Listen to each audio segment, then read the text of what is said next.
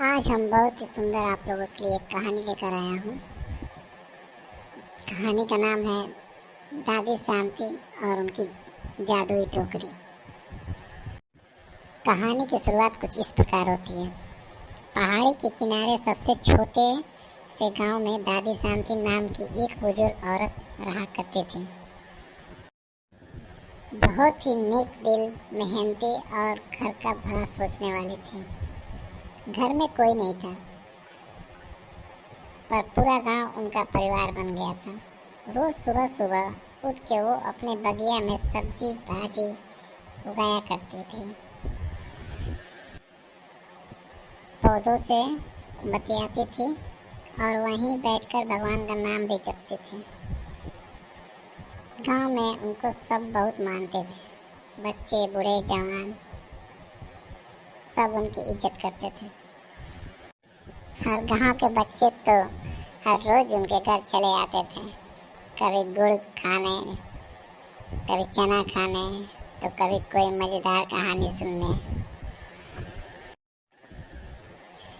दादी के पास इतने किस्से थे, सुनते सुनते दिन कब निकल जाए पता ही नहीं चले।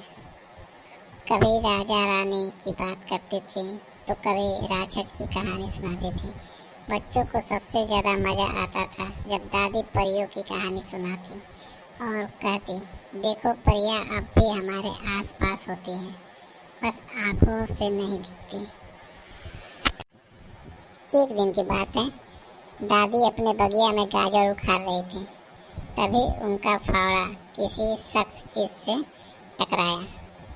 दादी, अरे बाप रे, ये क्या है? उन्होंने एक दिन की बात है, दादी अपने बगिया में गाजर उखाड़ रही थी। तभी उनका फावड़ा किसी सख्त चीज़ से टकराया। दादी, अरे बाप रे, ये क्या है? उन्होंने मिट्टी हटाई तो एक पुरानी सी पीतल की टोकरी निकली।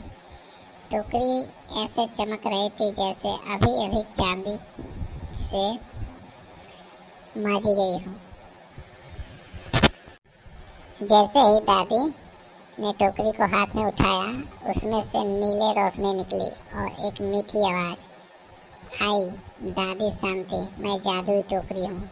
जो कुछ इसमें डालोगी वो कभी ख़त्म नहीं होगा, लेकिन याद रखना, इसका इस्तेमाल अच्छे कामों के लिए करना। दादी चौंक गई। हाय दैया, ये तो कोई करिश्मा लग रहा है, लेकिन वो डरने वाला नहीं थी। उन्होंने सोचा, चलो देख लेते हैं। दादी ने टोकरी में थोड़े से चावल डाले। तो क्या देखती हैं, टोकरी से गर्मा गर्म खूबसूरत चावल निकलने लगे और रुकने का नाम ही नहीं ले रहे थे। दादी की आंखों में खुशी के आंसू आ गए।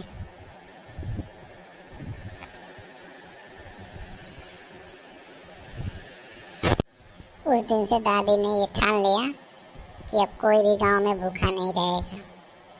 रोज सुबह सुबह वो टोकरी में कुछ न कुछ डालती और सारा दिन गांव वालों को खिलाती रहती। खिचड़ी, हलवा, आलू, टमाटर की सब्जी, मक्के की रोटी। एक दिन तो उन्होंने टोकरी में दाल डाली और पूरे दोपहर तक दाल निकलती रही। दादी की ये सेवा देखकर गांव वाले बहुत खुश हुए। बच्चों ने उन्हें दादी अन्नपूर्णा का नाम दे दिया। गांव में अब त्योहार जैसे माहौल हो गया था। हर किसी के चेहरे पे मुस्कान थी। कोई भूखा नहीं था।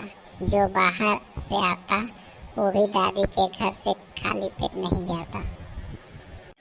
लेकिन जैसे हर अच्छी चीज़ में कोई न कोई अड़चन होती है, वैसे ही गांव में एक हरिराम नाम का आदमी था, बहुत ही स्वार्थी और लालची।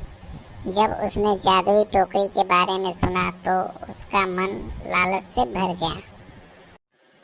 अगर ये टोकरी मेरे पास हो जाए, उसने सोचा, तो मैं तो अमीर का राजा बन जाऊंगा। हर दिन बिरयानी खाऊंगा, हर महीने नया कोट सिलवाऊंगा। एक रात जब सब सो रहे थे, हरिराम चुपके से दादी के घर घुसा और टोकरी चुरा लाया। घर आते ही बोला, टोकरी मुझे सोने के सिक्के थे। टोकरी से कुछ नहीं निकला, जरूर, लेकिन वो सोना नहीं था। गोबर निकलने लगा। शरान इतनी थी कि पूरा घर भर गया। हरिराम का चेहरा उतर गया। अरे दैया, ई क्या आफत मोल ले लिया, वो चिल्लाया। दूसरे दिन सुबह वो सिर झुकाकर आंखों में आंसू लिए दादी के पास गया। माफ़ कर दो दादी, गलती हो गई। मैं बहुत लालची बन गया था। मुझे समझ नहीं आया कि आप जो कर रही थी वो कितना नेक काम था। दादी मुस्कुराई और बोली, बेटा, जादू सिर्फ उनके लिए होता है जो दूसरे के बारे में सोचते हैं। जो खुदगर्ज होते हैं उनके लिए जादू अभिशाप बन जाता है। हरिराम को अपनी गलती का पूरा पछतावा हुआ।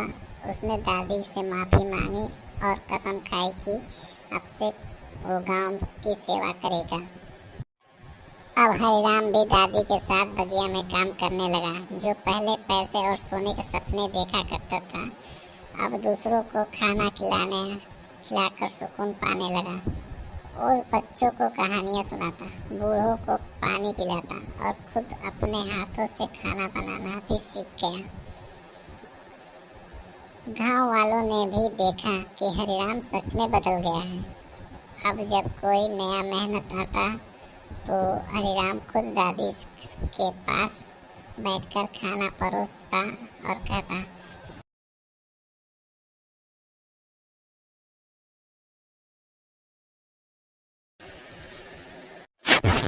धीरे धीरे दादी की जादुई टोकरी की कहानी दूर तक फैल गई। आसपास के गांवों से लोग मिलते आते, कुछ तो बस देखने आते कि ये दादी कौन है जिसकी टोकरी से अभी खाना खत्म नहीं होता। कई लोग ने दादी से कहा, आप इसे बेच दीजिए, इससे तो आप बहुत अमीर बन सकती हैं। पर दादी ने हमेशा एक ही जवाब दिया, इस टोकरी की असली दौलत इसमें नहीं, इसके इस्तेमाल में है। जो सबका भला करे वही असली अमीर होता है। अंत में आज भी उस गांव में कोई भूखा नहीं रहता। दादी अब बहुत बूढ़ी हो गई हैं, लेकिन उनकी सेवा और जादुई टोकरी की मिसाल हर गांव में दी जाती है। बच्चे भी अब समझते हैं कि असली जादू हाथ में नहीं, दिल में होता है। तो बच्चों, इस कहानी से हमें ये सीख मिलती है कि इस किस्से से यही समझ आता है कि